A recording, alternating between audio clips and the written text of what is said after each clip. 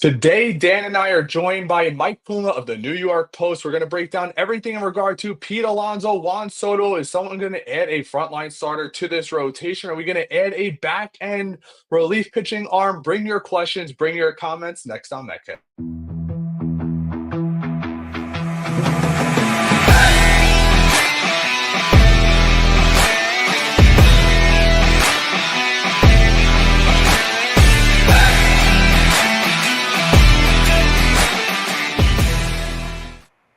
What's going on, Mets fans? Thank you for joining us again today. And today we're joined by Mike Puma, who we've had on our Twitter spaces before. But as you guys know and talking about earlier in our live space, that there's always something going on when he joins us. So I'm going to tell him to come back next week too. And maybe Vladimir Guerrero Jr. will be a Met by then. But Mike, how you doing? Thanks so much for joining us.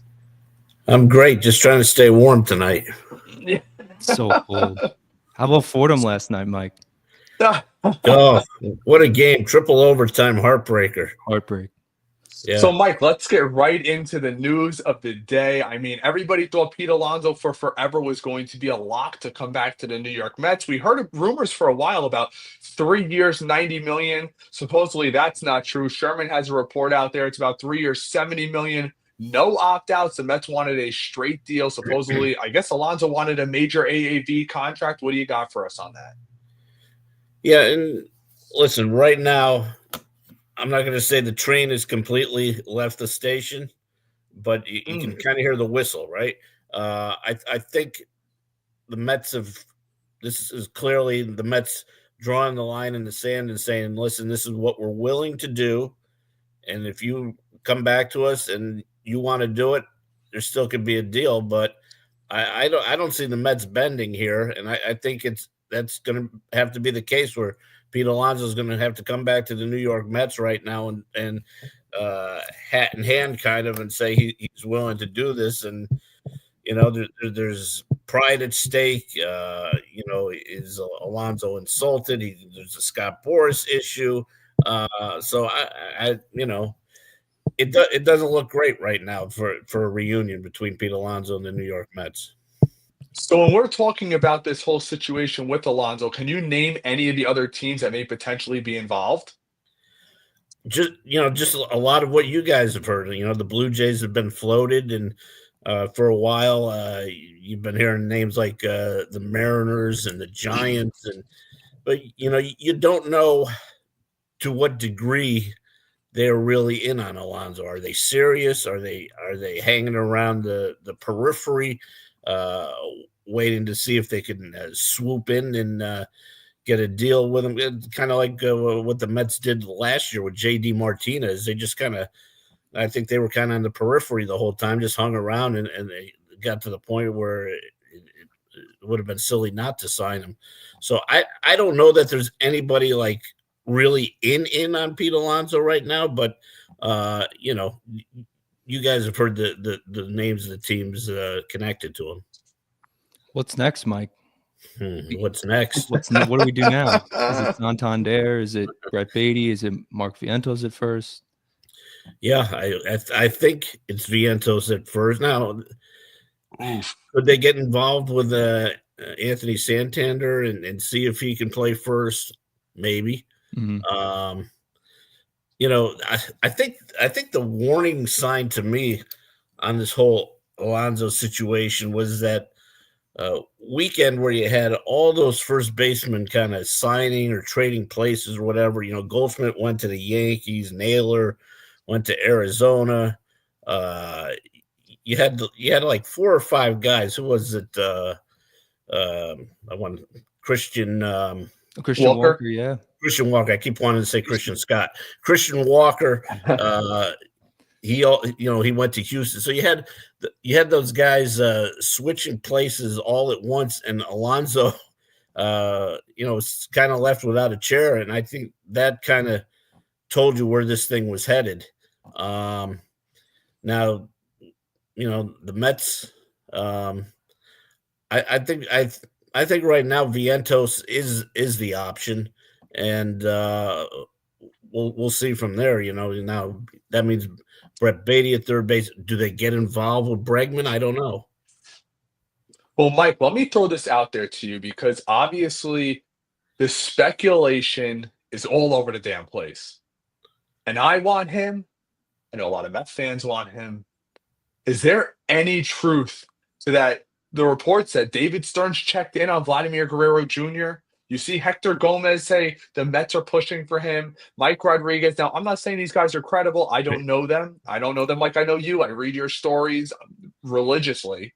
But Mike Rodriguez says the Mets are preparing to make a trade offer to Toronto, and that was yesterday, and then we get this news today. So I don't know whether or not the Mets could potentially trade for Vladimir Guerrero Jr.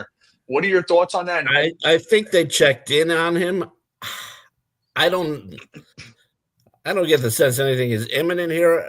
Now, you'd be giving up a lot for 1 year here potentially. Now you could go in with the idea, hey, we're the Mets, and if we really want them, we'll blow everybody away to sign them at the end, or maybe try and work out an extension in the middle. But I almost, if I'm the Mets, for 1 year and what you're probably going to have to give up, I might even wait it out, or wait, or even at least wait till the trade deadline to see if you can work something out, because I just think it's going to be an overpay right now before spring training. Right. Could they be facing a Francisco Lindor type situation where Lindor was going to be a free agent? You had some high-end prospects, and we all know that, and I'm a believer in this. Maybe you're different. I would love to get your opinion on someone who's very close to the team. I'm of the opinion always, outside of Brandon Sproat, prospects are suspects. I mean, Andres Jimenez turned out really to be nothing. Ahmed Rosario, depending on where you went, he was the number 1 or number 2 prospect in all baseball. He's now pretty much playing in Japan. I mean, he's not playing for anybody. You look at all the prospects that we gave up for Lindor, all of them turned out to be really nothing. Maybe, you had a nice year out of Jimenez with Cleveland, but one nice year, and we got a Hall of Fame type shortstop. So, Right. Back then I heard the same worries from Mets fans. Oh, you can't give up Rosario. He's a number 1 guy. Jimenez is a steal, a magician in the field. It turns out you gave up nothing and got a ton. And Francisco Lindor's open to an extension, just like supposedly Vladimir Guerrero Jr. is. Could you see that situation working out here? You could see something like that. Now, the only thing with the prospects here is Steve Cohen openly talks about building up this farm system and trying to get pieces so you can just kind of replenish from within and not have to go outside and spend money on free agents. And are they at that point yet where they're ready? I mean, I think it's a better farm system than they had a year ago, 2 years ago. I don't know what the asking price would be from Toronto for something like that.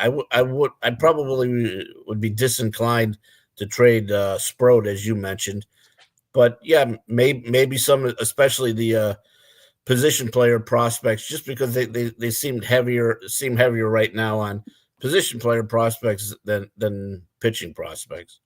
Sticking with the prospects, Mike, we had Tim Healy on last week. He was talking about Luisano Acuna, Jeff McNeil, second base. How do you feel that shapes out on opening day? Do you think McNeil's going to be the second baseman? I think McNeil is going to be the second baseman on opening day. Just and that's another one where you don't have to rush. I guess you could kind of see how things progress as the season goes on, because I think David Stern showed it last year.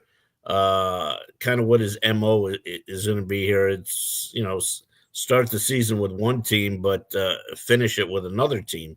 As far as who you bring in and who you subtract. But I'd definitely be surprised if it were anybody but McNeil at second base to start the season. Right. The only reason I ask, because you could put him in a trade too. I think he would have some value to a team similar to Marte. I know that's probably a contract that if they had the choice, they'd probably want it off the books. But again, 1 year left. McNeil, 2 years, and then the option in 27. So he has time, but it's just an interesting question. And McNeil he seemed to be turning the corner after the All-Star break last year, and then he got hurt, and it's been 2 rough years in a row for him. And if you trade him, I think you're going to have to eat a good portion of what's left right now.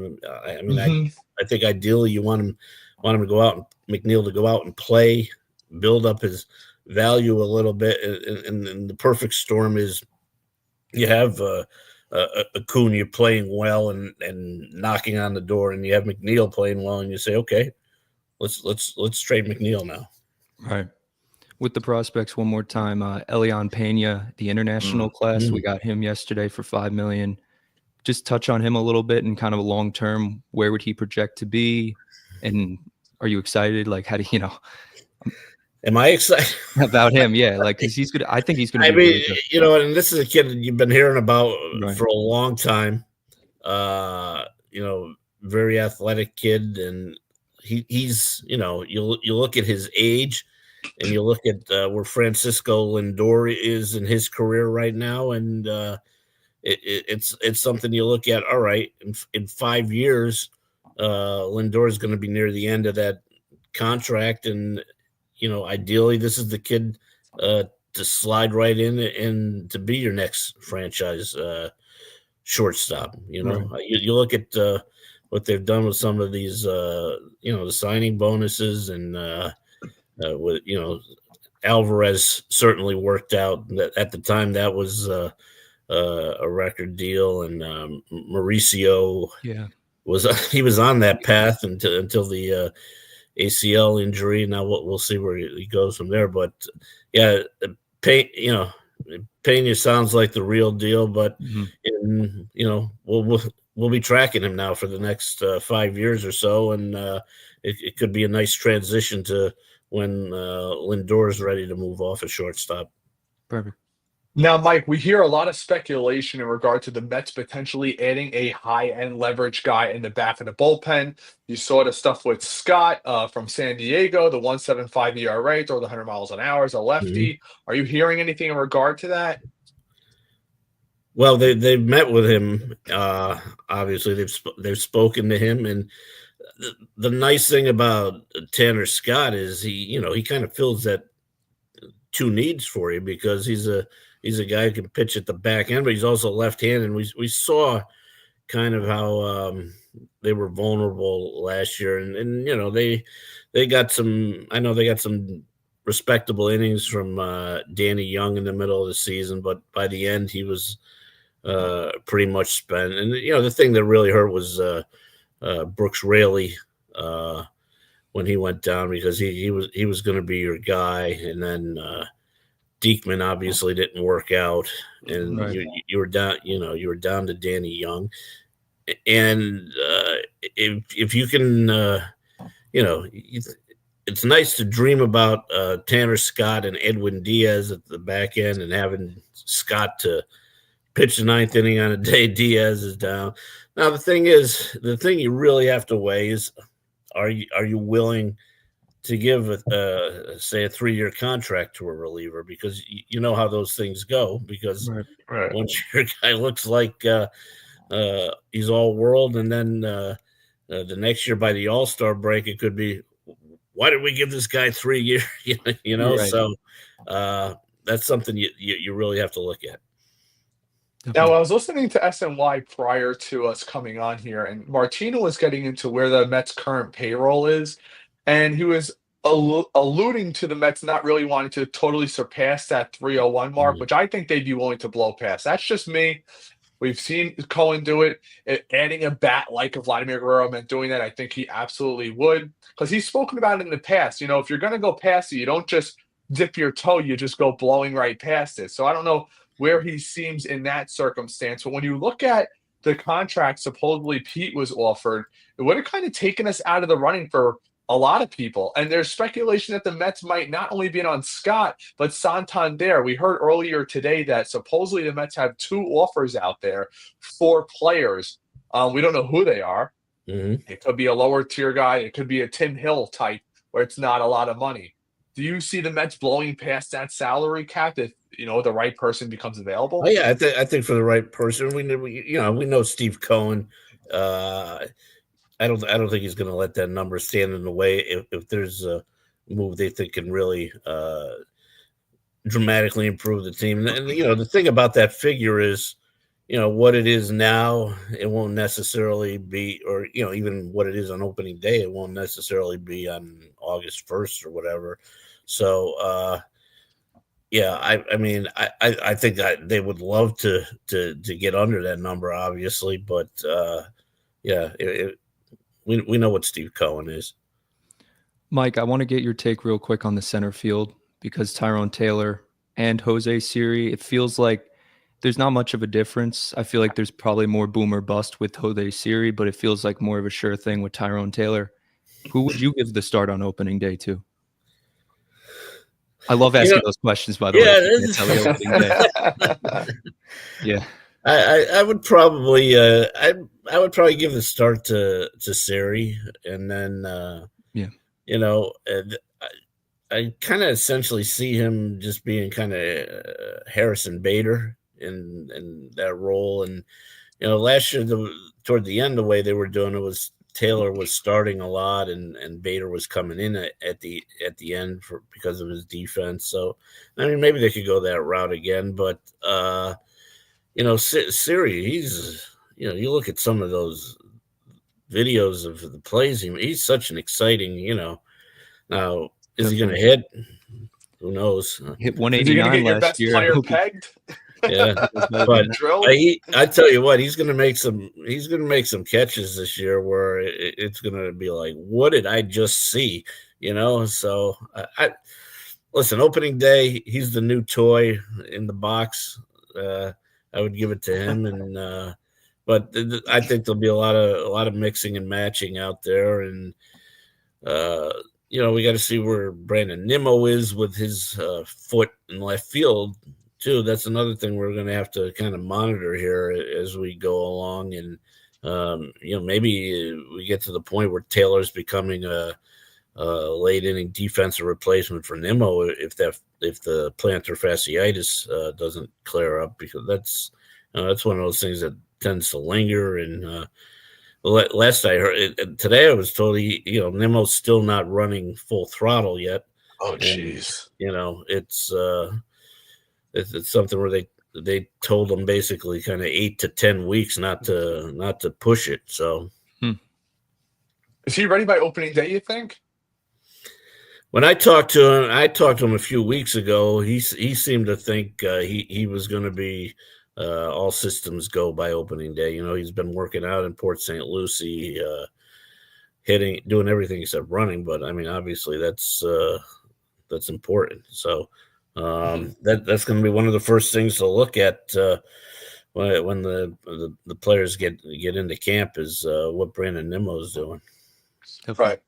All right, guys, we're going to get to some of your comments and questions. Again, if you're not yet, please subscribe to this channel, leave a like. Shout out to the well over 1,000 people, over 1,100 people live in here right now watching our podcast. If you got a question, we're going to go through some of them as we get through this conversation. Feel free to leave a like down below.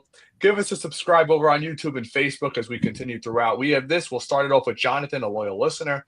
He says Vladimir Guerrero is worth $500 million. I don't think that, Mike, but what kind of contract could we be looking at? We saw his demand supposedly between $4 and $450. Is that realistic? And would Steve Cohen eventually pony up if they made that trade? Well, given Guerrero's age, I would say he can get that $4 to $450. Can he get $500? Listen, I didn't think Juan Soto was going to get $765 million. And then when you include what it could be, 805, and so I guess Guerrero could get $500 million. It's just a matter of boy. Think about the contracts, and if that ever came to fruition, think about the contracts in that lineup. You'd have one guy at 341 who's living in the poorhouse. It's crazy. Mike, any news or relationship with the Mets and potentially an Alex Bregman signing? I'm only saying that because now Alonso's gone. Your first baseman, as of right now, is Mark Vientos. Who else on this roster is playing first base? They're not moving once. They're not going to pull a Bryce Harper year one and move him to first base. Not in year one, no. Right now, you got to assume Vientos is your first baseman. And I think I speak for many fans Maybe not Dan, because Dan loved everybody on the Mets. But I know I speak for many fans. I will be so ticked off if I'm being told that Brett Baty is the opening day third baseman. When you're selling us a pipe dream, I find it very hard to believe. Juan Soto said, I was sold a dream to come here. We're going to compete every single year. I'm in my prime. By the way, we're going to trade away our best power bat, and we're going to replace him with a guy who has tried to be in the majors for 3+ years and cannot stick. I mean, I I know I know went on a little tangent there, but give me your thoughts on this. My gosh, it's driving us nuts. Listen, it's a tough sell to the fans, and just a year ago, people were still pretty high on Brett Baty. And it's been pointed out to me many times that he hasn't had a full complement of AAA at bats yet, really to gauge him and everything. He's only 24. If it comes to it, I think you give him another shot.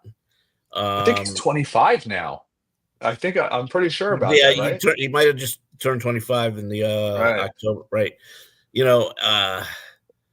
Mauricio.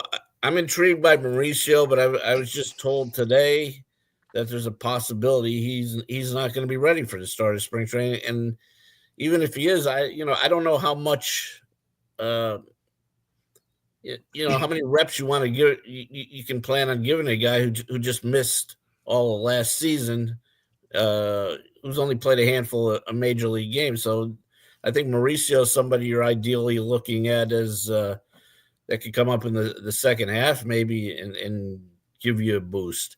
So I don't know what else they can do. The interesting thing about Bregman is the dynamic at play here is he's another Scott Boras guy. And so you're jumping back into the tanks with Boras saying, all right, well, we've moved on from Pete. Let's talk about Bregman now. And that's kind of a weird situation, and you wonder, you wonder what the situation. Bregman's still out there, obviously. If this could become another Pete Alonso thing, where Boras looks to drag it out. So there's no easy answer there. Real quick, if I may, about Iglesias, Mike, about Iglesias too, because I don't know what they do with him, because he was great, hit 337, but you can't bank on that. And I feel like the Mets probably have moved past at this point. But how do you see that shaping up with Iglesias and his market?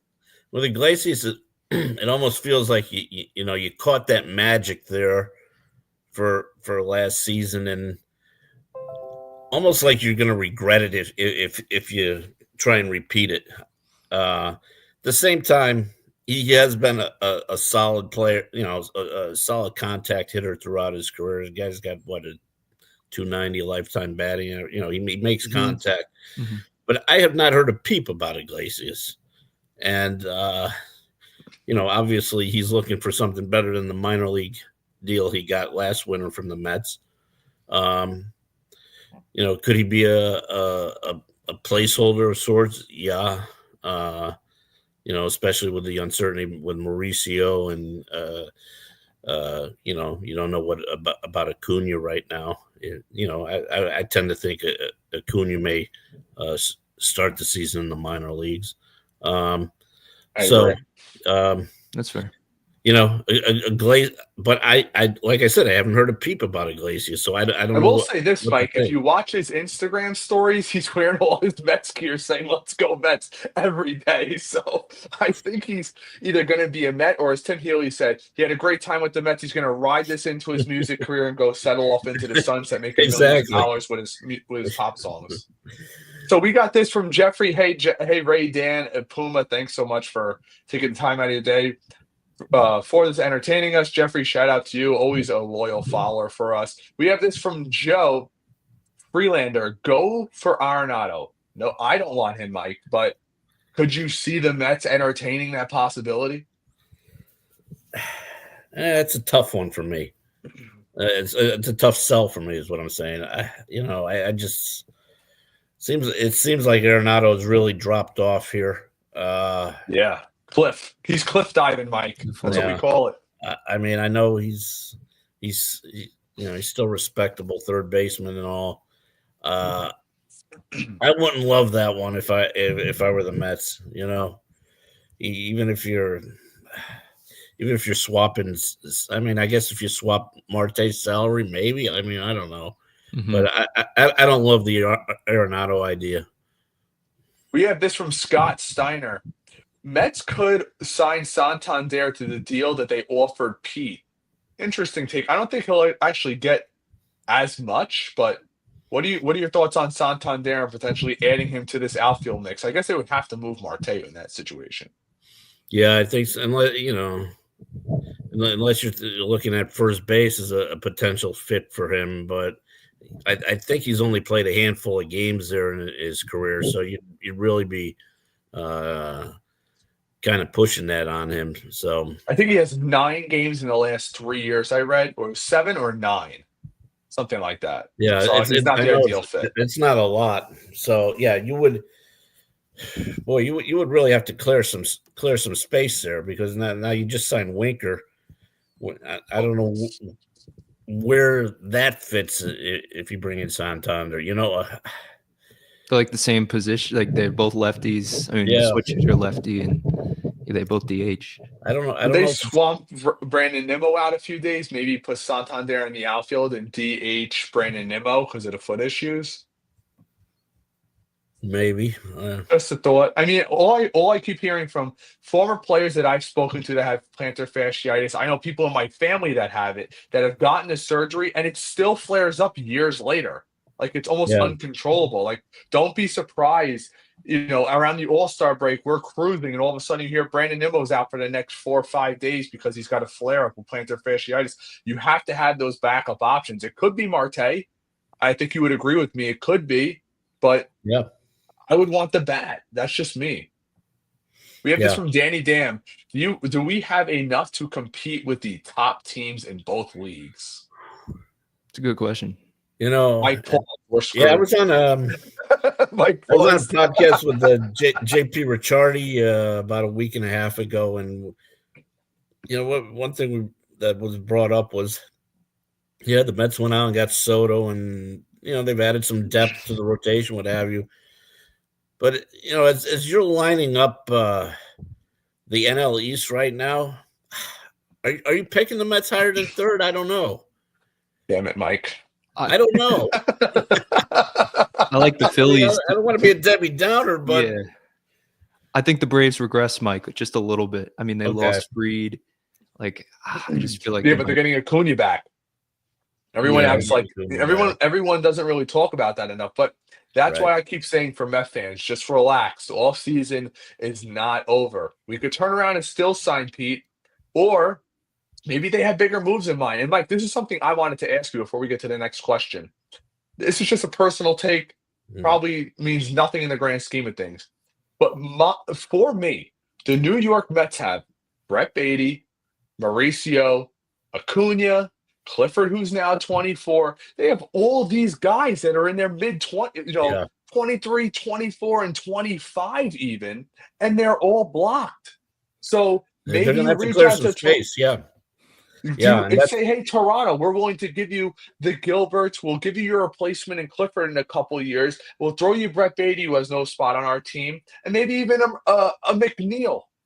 Something like that, where they're getting a lot of value back for players that have no spot in our organization, because Lindor's not going anywhere. Vientos was a hell of a third baseman last year. You have Nimmo's locked up long term. Soto's clearly not going anywhere. So you only have center field and second base if you move off McNeil. You have first base, obviously, but outside that, Alvarez isn't going anywhere. All these guys are. When's Kevin Parada, the former first round pick, going to come up here and start? It's never going to happen. So get off these guys while they still have some value. That's my take. I want to hear your take on that. Yeah, and the flip side would be the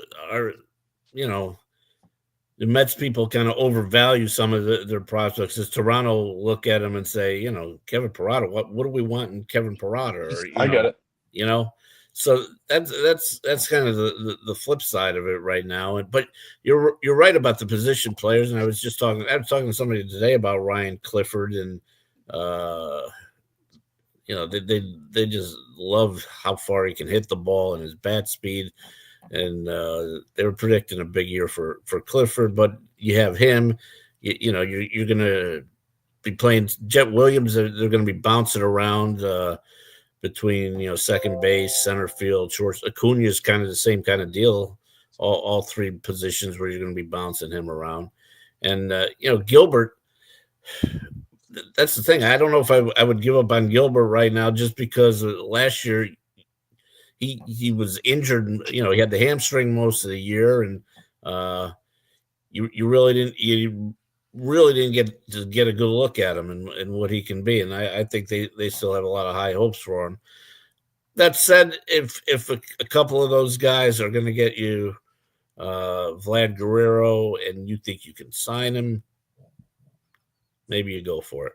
Mike, is it about winning this year, or is it not? Like, did you sell Soto on winning this year, or is it we're still not? We heard it last all season, and I'm not, obviously I'm not yelling at you. I'm yelling at as a fan perspective. But we were sold a bag of goods. 2025 season was it. We're going to take off last season. We're going to get the projects in Severino. Mm-hmm. We're going to get the project in Shaw Mania. We're going to get the project over here, over there. We're not going to get any big-time free agents. We're going to roll in 2025's year. They've made one move.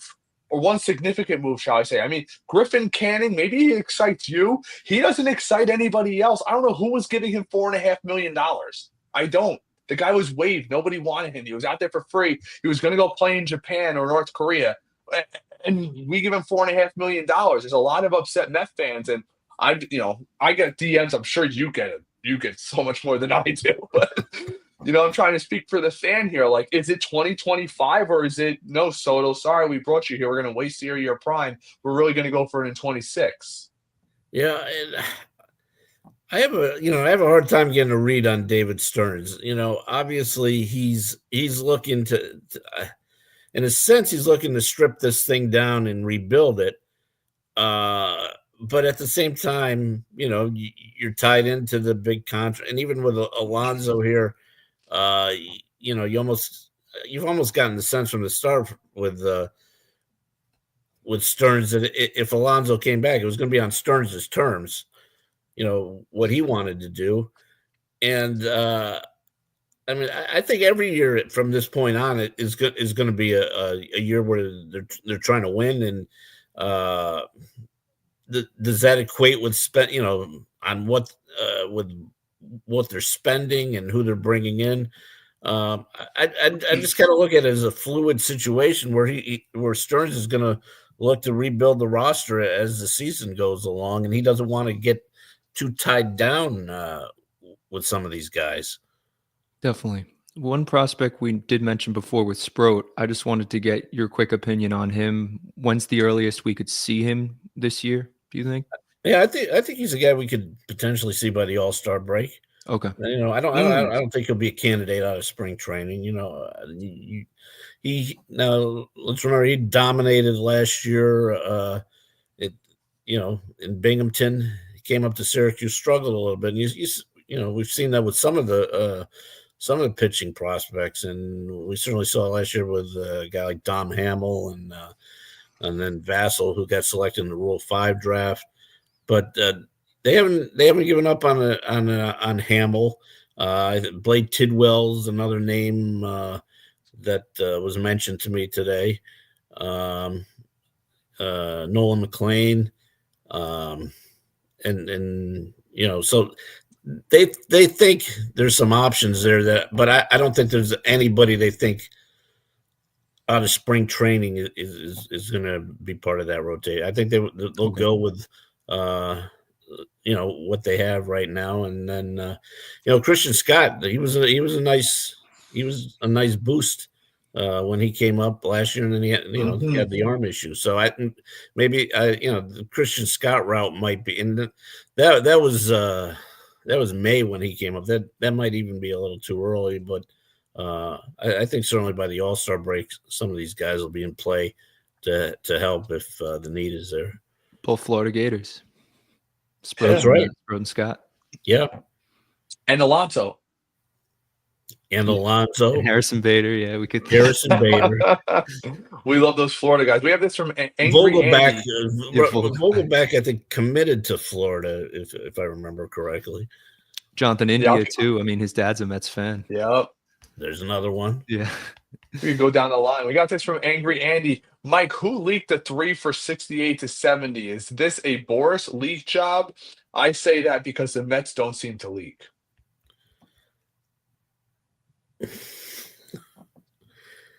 It came from one side or the other. I don't want to say where. I know where it came from. I don't want to say where it came from, but No, don't. It's just it's out there, you know. It doesn't matter. Mike knows. It's all good, Mike. Don't worry, man. We got this from Zach Latham. Good evening, Mike. Thanks for coming on with us. Do you think if they don't go first base in trade or free agency, would they look at Sung Kim in free agency from San Diego? I haven't heard that. They could. I mean, they could go a lot of different ways if they look outside. But I really think they still want to find out what they have in house here. With Okay, and to do that, I think you got to give Beatty a look, and even though it's not going to be Mauricio right away, I think at some point you want to give him a look. This is what Stearns kind of talked about last year, is finding out what you have here, and they got to do it a little bit, right? And that's how we found out about Mark Vientos. Yeah, I feel like we've seen enough of Brett Beatty though to know at least where he. I mean, we have and we haven't.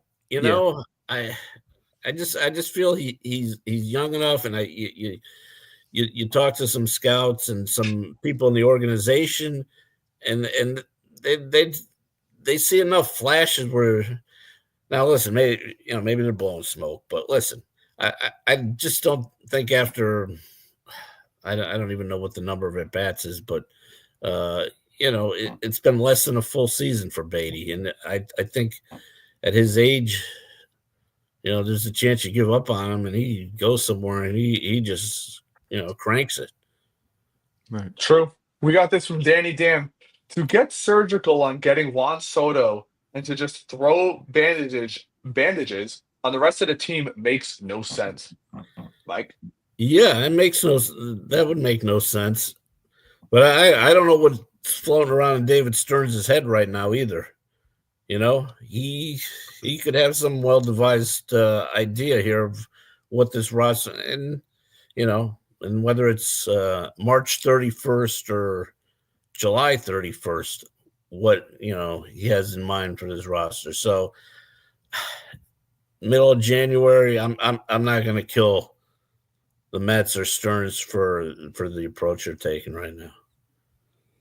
So we have this from Jeffrey. Jeffrey, shout out to you. He's always in our spaces hanging out.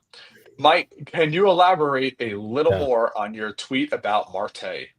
Yeah, so I tweeted earlier that at the winter meetings, the Mets basically told Marte that they were going to try and trade him. They were going to try and find a better situation for him, because he's locked into a spot right now where he's not going to play regularly. But at the same time, they told him if they can't find a trade for him, they think there's still a role for him on the team. Limited. So I mean, well, with Winker back, maybe they could both DH. No, that's what I think. That's kind of putting two together. That's kind of your lefty righty, right? And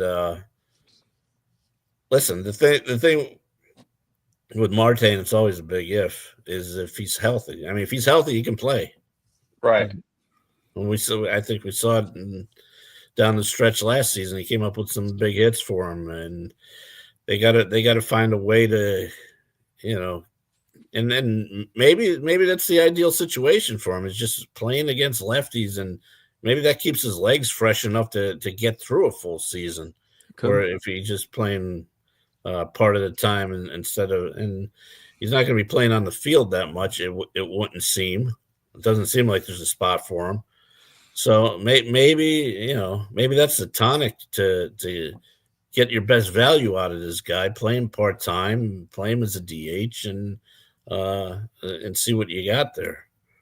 Mike, what do you think the role for Jesse Winker is coming in? Some people think, yeah, like we just spoke about, being the left-handed DH, or is he more of a bench piece? Because for me, he didn't hit the last month of the season. He hit in the postseason. Got to give him credit where credit's due.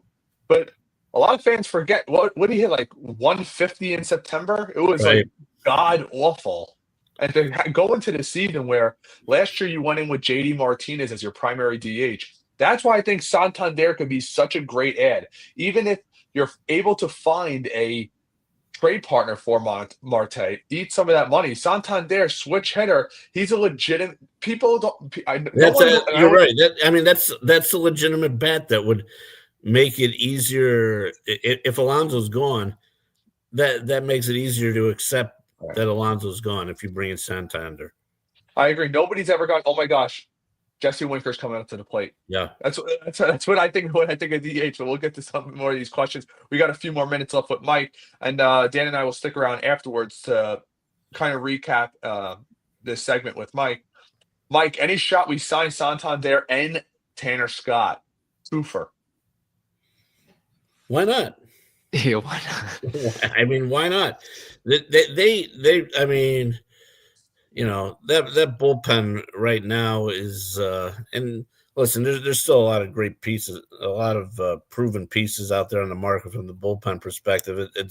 It's less so for bats right now, but Santander and Scott, I mean, I'm not going to rule that out. I can see the Mets trying to do that. All right, we got this, and I totally agree with this. Vientos might flirt with 40 home runs this season in 2025 from Jason. What are your thoughts? Do you think the league's going to catch up to him again? I'm going to be interested to see what Vientos. He had a great year last year, and a lot of stuff went right for him, and a lot of the things that we had heard about him, he can't handle high fastballs. Well, he did okay with high fastballs. He can't play third base. He looked okay at third base. So he kind of exceeded everything we heard about this guy. Now I'm interested to see, okay, was that a one-time thing, or is this guy really what we saw last year? So I don't know. I don't know if I would predict 40 home runs for Vientos. Upper 20, listen, if you get upper 20s from 30 home runs, you'll take that, right? Definitely. 100%. We got this from Clue. Interesting. We were talking about this during our last podcast. Will the Mets bring back Ryan Stanek? I mean, he was so clutch in the postseason. He was so good. He was down the stretch. He emerged as that guy. And listen, up until I think Phil Maton was kind of fried by the time we got to the end of the season, but yeah, up until that point, he was very good too. So, if I'm the Mets, I would have no problem bringing either one of those guys back. I mean, I've always been a David Robertson fan too. And what about him? He's out there. He's out there, And how about this? We have this chat as well. What about Tim Hill? Are those rumors legit? I think that's legit. I mean, I think any lefty who's decent, the rumor is going to be legit because there's a need there for the Mets. I'd bring back Brooks Raley if he wasn't hurt, Mike. Well, and if you wanted to make a proactive move, you could sign Brooks Raley with the idea, all right, we'll get him back maybe in August, and you have him for your postseason run there. But yeah, you would have to do something before that too. But yeah, Brooks Raley certainly showed he could pitch here. I'm laughing at these comments. Everyone's just destroying Brett Beatty. Don't shoot the messenger, people. I know you're with me. Let's let Mike know. We got this from Zach Latham, who's obviously he's a part of Metcast. He's more in the background, but do the Mets view Tidwell as a starter, or could he be this year's Budo? I heard he was great out of the pen in college. I could see Tidwell, if needed, sliding into the bullpen. I think that's one of the things David Stearns has also shown, he's not going to put labels on guys. Even at this point, he's talking about, all right, well, Budo will stretch him out in spring training as if he's a starter.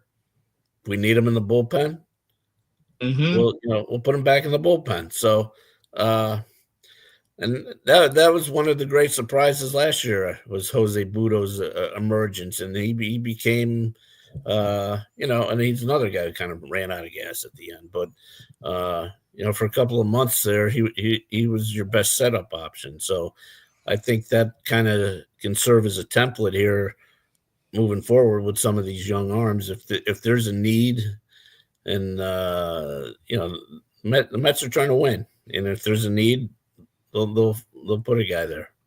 We'll see how much they actually want to win this year. That's what's really intriguing to me. Like, I understand managers and general managers, sometimes they stretch the truth, they fib here or there, but Stern seemed to be set on winning this year. And we're going to end off with Mike here. We'll still stick around, Dan and I, to break down this segment, talk to you guys a little bit more, but I want to respect Mike and his time.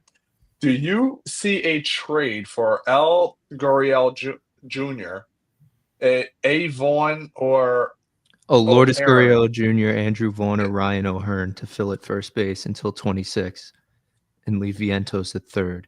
So basically, do you see any options at, I guess, first as a stopgap? It depends what you're trading. Right. But right. That would be another possibility. I think it's less likely, but it's on the table. But I think that, and maybe I'm dead wrong about this, but I think they want to take a look at Vientos over there. I agree. Mike, thanks so much, guys. If you're not following Mike, Mike's always on X. He's always tweeting out his articles, New York Post.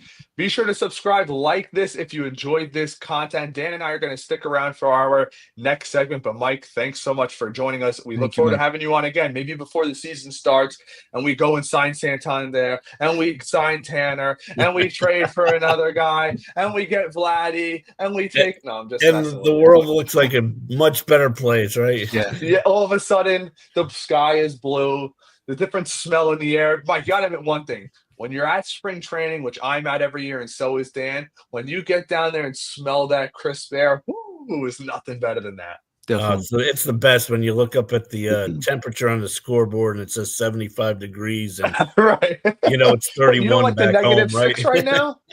It's crazy. Thank you, Mike. Thanks so much. Go Rams. All right. I appreciate you having me on, and go Rams. We'll talk to you soon. Take care. All right.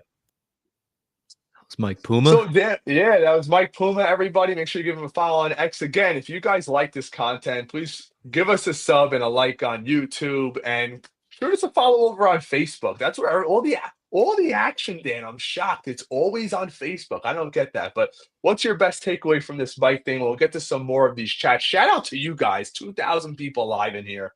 Unbelievable. You guys always pull through for us anyways. But what are your initial thoughts on our conversation? I was very shocked to see that he's very patient with the prospects. He thinks David Stearns not going to really rush this whole thing with Vlad. He's not going to trade for him, blow up the farm, get capital. They could do it. We all acknowledge that. But are they going to do it? Mike says no. I'm with him. I'm with him. You know that. The only interesting take is, and nobody knows this. We can't know this. Not even Mike can know this. But where does David Stearns view our prospects? We all see MLB's top 100. You saw Baseball Prospectus release theirs. We have 5 top 101, and surprising, Acuna and Gilbert and Clifford all did not make it. Right. Carson Beige, which that's good to see, shows David Stearns what the hell he's doing with the draft. But it's where does David Stearns actually view these prospects? They're not his. Right. They didn't bring any of these guys in. And that's what's so important when you're looking at it. You and I might like it. You guys in the chat might like these players. He might not. Like, we have this from Gary. It's really interesting. Does the Ilion Pena signing make Acuna trade bait? 0 shot.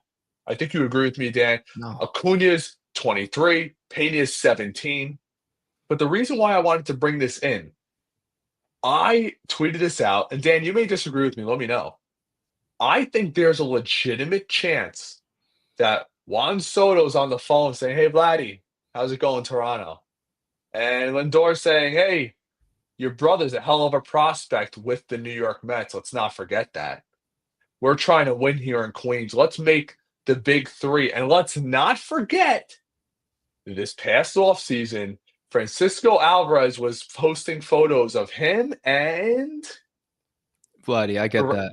Yeah, Vladdy Guerrero Jr. don't put There's stock a into that, chance Ray. he Don't do could that. force what? Don't put stock into that. It's a 23-year-old posting an Instagram All story. I'm saying is if I he get what you're wants to saying. win and he tells Toronto, I'm not signing back here. Bo Bichette's gone. George Springer sucks now. His OPS was worse than Brandon Nimmo's last year, and that's the protection in my lineup.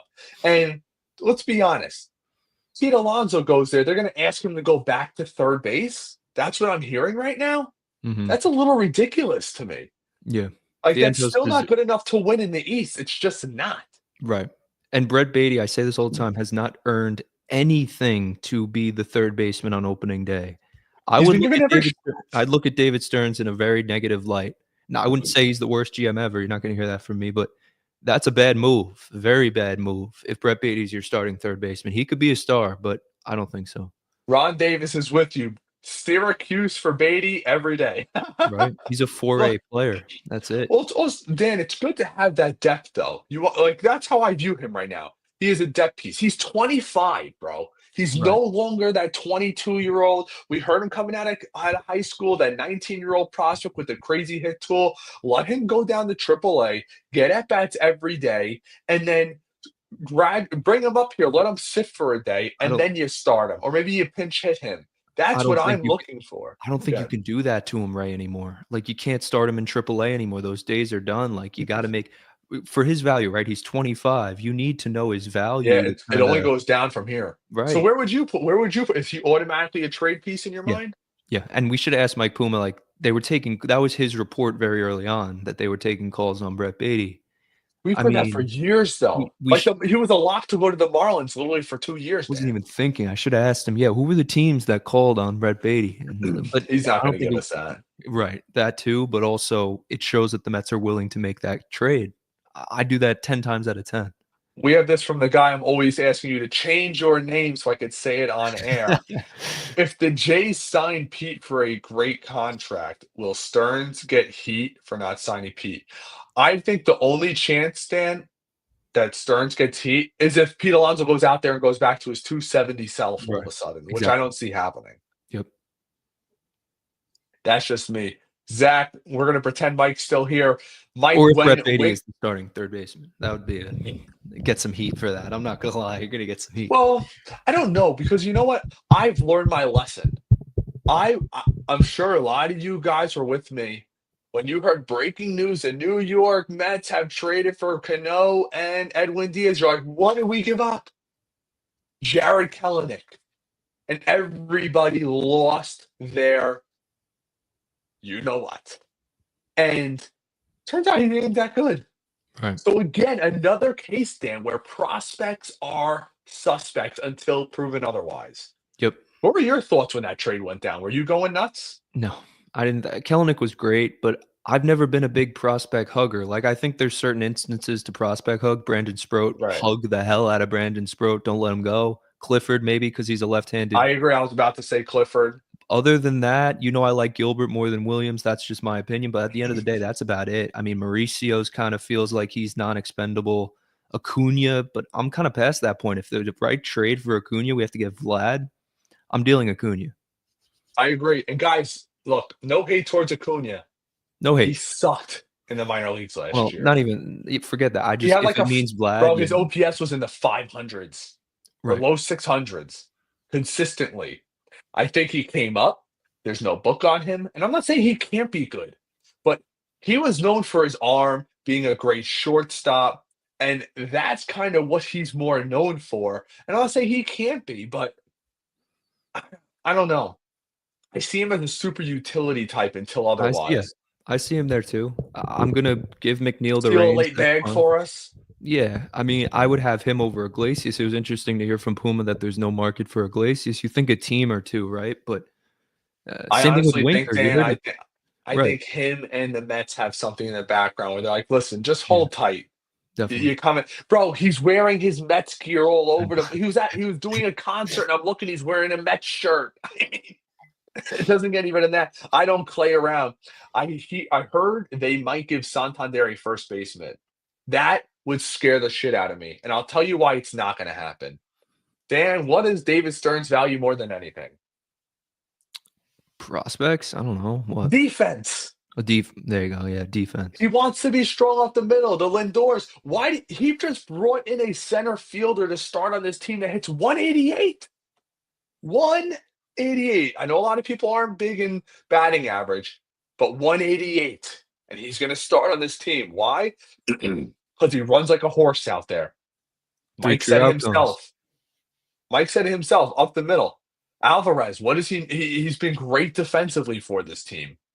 They Beatty. don't care that his offense is taking a step back this past year because his offense that why do you think guys why do you think there's all these rumors about Vientos moving to first base? Because regardless of what we say, Vientos is an okay average third baseman. He's nothing more than average right now. Now he could develop into that, of course, but that's why they want to move him to first base because typically an average third baseman at third base, if they could stop balls the way Vientos can, he could be a superior off defensive first baseman, and then you bring in a Bregman type, or you bring in somebody else.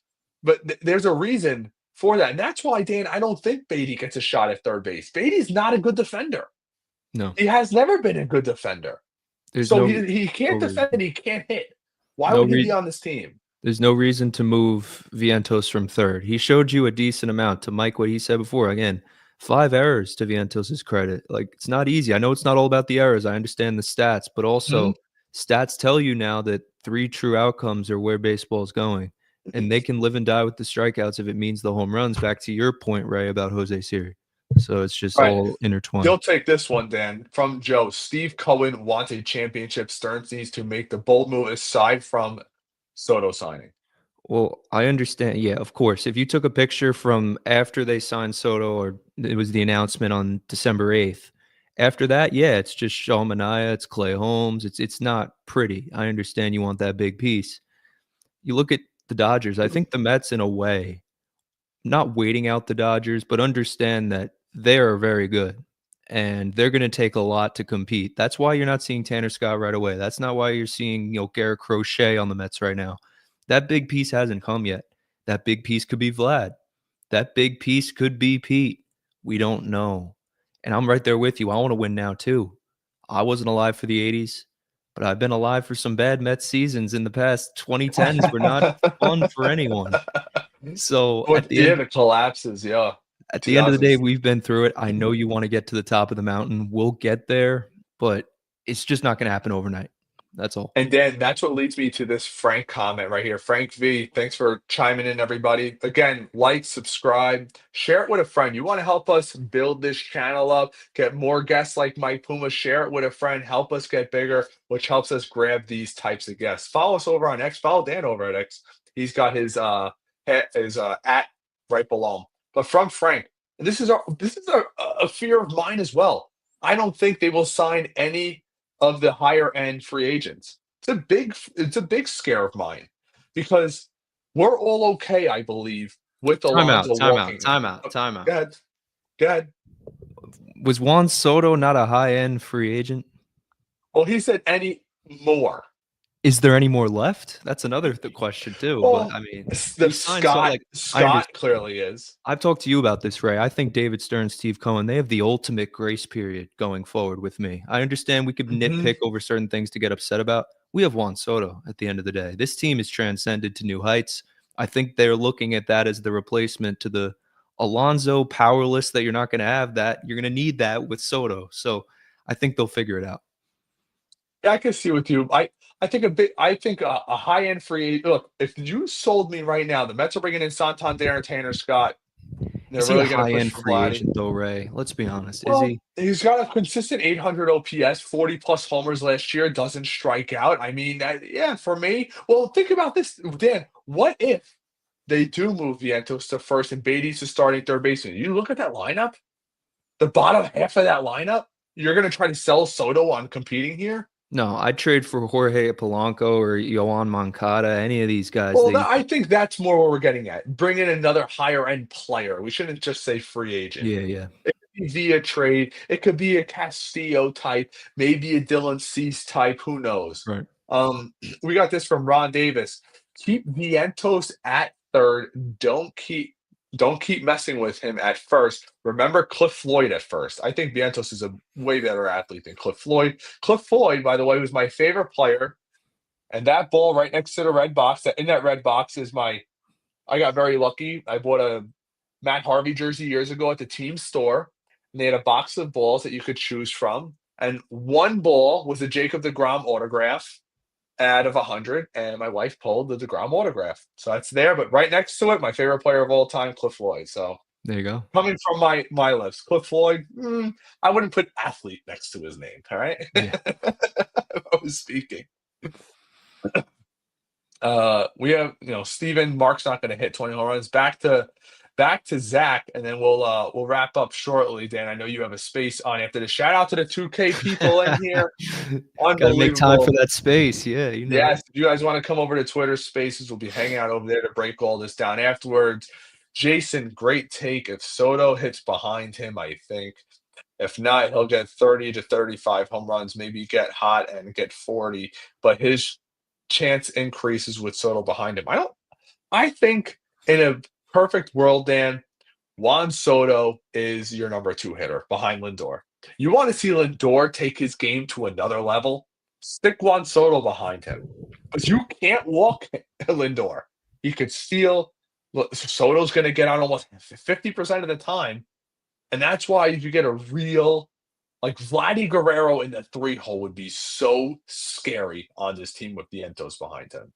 That's just my opinion. No, you're right. And it's twofold. Like, I want Soto in the 2-hole as much as you, but I think different lineups on different teams. Yeah, he's the 2-hole hitter on the Yankees, but that might not mean he's the 2-hole hitter on the Mets. You could see Soto in the 3-hole, Vientos in the 2, Lindor leading off, and could have been Alonso, right? So maybe Vlad in the 4-hole protecting Soto now, right? So these are the pivots that the Mets want to make. That's an interesting question, though, and we'll touch on that obviously throughout the course of the rest of the offseason until we find out whether Soto is going to be in the 2-hole, the 3-hole, the 4-hole. I don't expect that, but yeah, probably 2 or 3. I agree with you. All right, everybody. We have a few more guests booked. Some WFAN hosts will be on. No, I saw somebody say get Evan on here. Evan was on one of my spaces. Hasn't wanted to come back. Unfortunately, I don't know why. We're nice people, right, Dan? But anyways, Will Salmon will be on before the season starts as well. Ernest, who covers the Mets minor league system, he will also be on eventually. I'm going to reach out to Joe DeMeo again. We had him on our spaces. Maybe we'll get him on here. And Pat Ragazzo, who covers the Mets and the Yankees for Sports Illustrated, will be coming on prior to the season starting. So we have plenty of guests built. If there's breaking news, I will try to get on, do my best. Maybe something will break tomorrow. I'm home from work. And if Dan's available, I'm sure he will join us. Dan, thanks so much for joining me, as always, as my co-host. Have any last words? Nope. Let's go Mets. This is a good day. We got Winker back. Ray, thank you for doing this as always. And we'll see how the rest of the offseason goes. It's a patient game. That's right. All right, everybody. We'll catch you next time. Be sure to give us a follow here, Facebook, Instagram, wherever you have your socials. Until next time, take care.